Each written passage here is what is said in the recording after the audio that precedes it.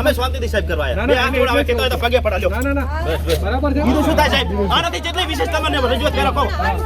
7 દિવસમાં તમારો પ્રશ્ન સોલ્વ થઈ જશે અને 7 દિવસમાં તમારો પ્રશ્ન સોલ્વ ના થઈ જાય તો હું અહીંયા જ ઊભો રહીશ અને તમે આ તમારા બધા છે એ તમારા બધાને તમામ કહેવાની છૂટ છે મને. અભેપુરાની મહિલાઓનો દારૂના દૂષણ સામે રોષ. થરાદ પોલીસે કડક કાર્યવાહી કરવાની માંગ કરી. થરાદ તાલુકાના અભેપુરા ગામમાં દારૂના વધતા દૂષણ અને દારૂડિયાઓના ત્રાસથી કંટાળેલી મહિલાઓએ થરાદ ખાતે એસપી કચેરીએ પહોંચીને રજૂઆત કરી હતી.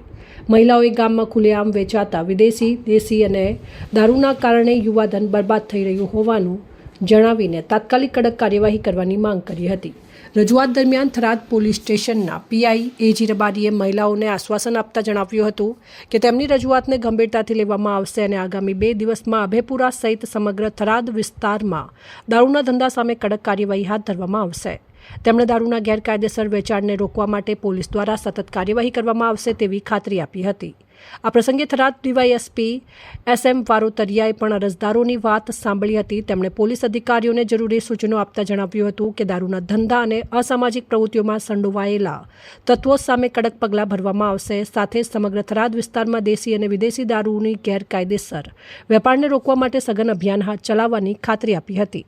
રજૂઆત દરમિયાન વીરચંદ્રજી ઠાકોરે ભાવુક બની ખડે પગે પડીને પોલીસ અધિકારીઓ સમક્ષ વ્યથા વ્યક્ત કરતા જણાવ્યું હતું કે ગરીબ અને મજબૂર પરિવારો પોતાના બાળકોને મહેનત કરીને ભણાવે છે, પરંતુ દારૂના દૂષણના કારણે અનેક યુવાનોનું જીવન બરબાદ થઈ રહ્યું છે. ઘણા પરિવારોના યુવાનોના મૃત્યુ થયા છે અને નાની ઉંમરની મહિલાઓ વિધવા બનવાની નોબત આવી છે.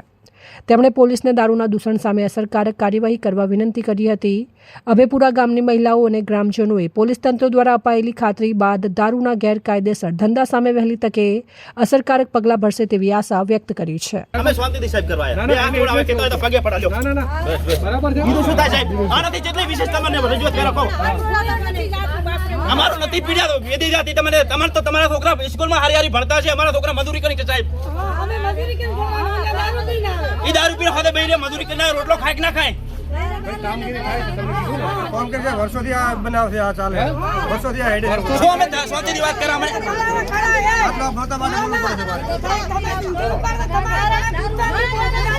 અમારો મકાન મારો ભાઈનો ઘરનું મકાન છે તો એ કડક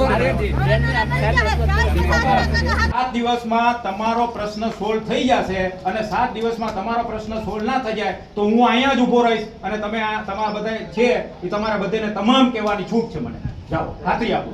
હારાડી સાહેબ ધન્યવાદ છે સાહેબ તમારો. હું ખાતરી આપું છું અભેપુરા ગામની અંદર તમારા અભેપુરાની આખા થરાદની અંદર 7 જ દિવસની અંદર આ પોલીસનું તમને વચન છે 7 જ દિવસની અંદર જડબે સલાહ બરાબર 7 દિવસ પછી ન થાય તો તમે અહીં આવી શકો. હવે અમારી બે વાત પકડી લો સાહેબ.